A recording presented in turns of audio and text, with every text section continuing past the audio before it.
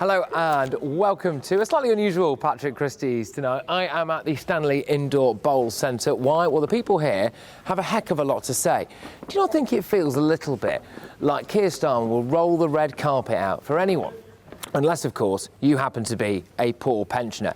Here is our Prime Minister desperately trying to justify cutting the winter fuel payments for the elderly, despite the fact that Labour's own research showed that it could kill 4,000 of them.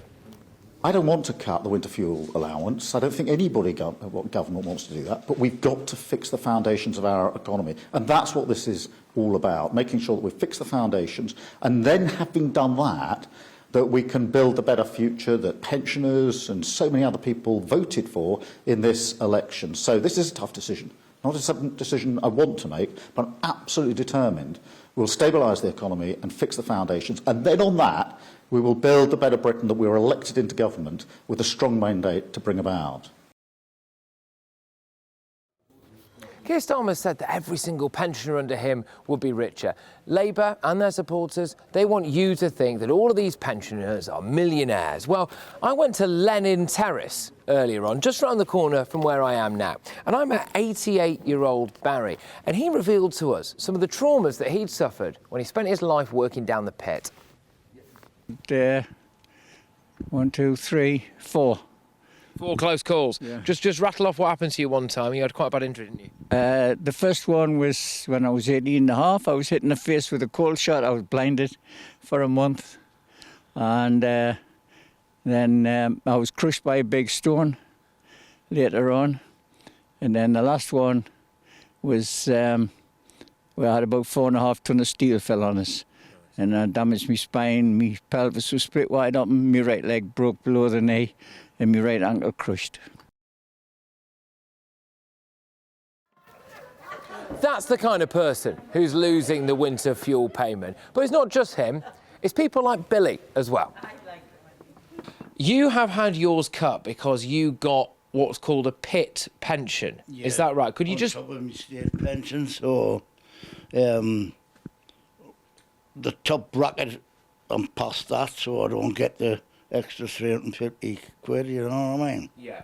And that does mean that you are going to struggle to heat your home this winter, doesn't it? It's a struggle up here, outstanding, you know what I mean? It's cold, but like, I'd rather heat myself than move around the room, you know? And in order to do that and to keep yourself warm as you move around your home, what is it that you do? I bought a heater last year, and I just swapped room to room with it. Yeah, it's over there. So it's that heater here. So you take that heater with you from room to room as you go around? Yeah, when it gets really cold and nothing, you've got to up here. It's standing, you know what I mean?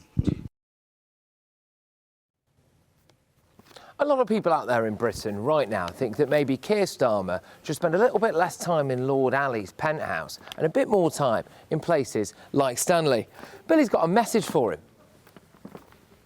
No, I don't think they live in the real world. I think they just live out the books and that. If they moved 10 down the street up here, he wouldn't have knocked the heating on the head, because it's different weather up the northeast, plus Scotland and that. Down there, it's 2 top coats warmer. You know what I mean? It's yeah. I could live with a t-shirt on down there.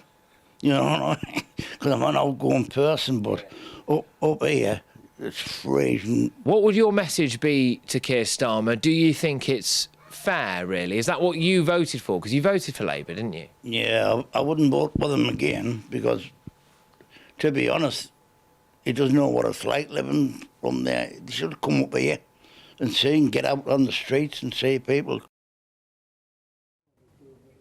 It is that question of fairness, isn't it, and injustice. And it's not lost on people like Billy, a million others like him, that it was just revealed that the cost for an asylum seeker per year is £41,000 for their accommodation. Billy's not happy with that. Do you feel as though the government is prioritising asylum seekers and illegal migrants over people like yourself?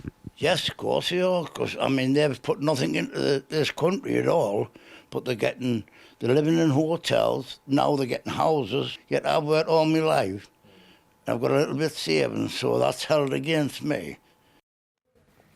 The fact is that every single door I knocked on here in what was traditionally a Labour heartland, pit country as it were, had a story exactly like that. Here are just a couple more. Get your act together and have a change of heart and see our old people and take care of them. You need to have a walk around and just see the state of the place and how old people are living around here. And maybe you get an idea and maybe have a bit of a conscience if you saw it. Just get his thinking head on a bit more and just start thinking about the pensioners instead of all the rich people.